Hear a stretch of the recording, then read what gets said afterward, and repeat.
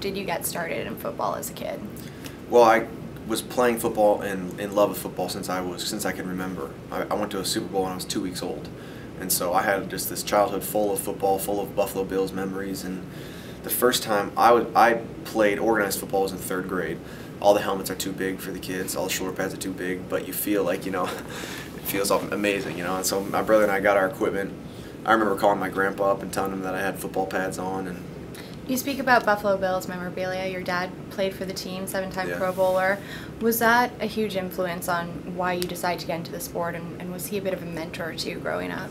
We were young when he was playing, but it was easy to see the kind of player my dad was, and we all wanted to be like, a football player and play the game the way that he did. He never took on a coaching position. I mean, literally, he was never our coach. I remember, my parents coming to me and saying, you're going to 3rd grade, like, you can play football if you want to, and it was never something that I felt expected, that I was expected to do. You really became a star or a standout in your high school days. Not only were you team captain junior and senior year, but named an all-star. I went to St. Francis High School outside of my hometown because of the football program that they had there, and I was attracted to the mentality about football there, and the how serious it seemed to be taken at the school. Had this glow about it to me that just seemed, it seemed like a dream. It seemed like I was playing in more than just high school football. The NCAA year spent at Cornell. Can you tell us why your decision to go there? Cornell had wanted me since halfway through my junior season. They had really recruited me pretty hard throughout all that.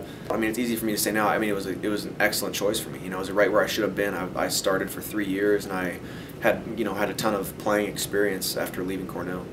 A familiar name there, Kent Austin. Yeah. How did he help you throughout your college games and to develop you as a player? I wouldn't be here right now if it weren't for Kent Austin or Tommy Condell.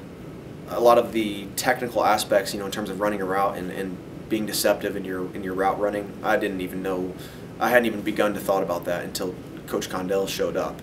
It was a huge part of my growing as a wide receiver. Can you take us back to September 2013 when you signed with the Hamilton Ticats? What was that moment like for you? You grow up in America, and if you're a football player, you want to play in the NFL so bad, and I had that chance coming out of college.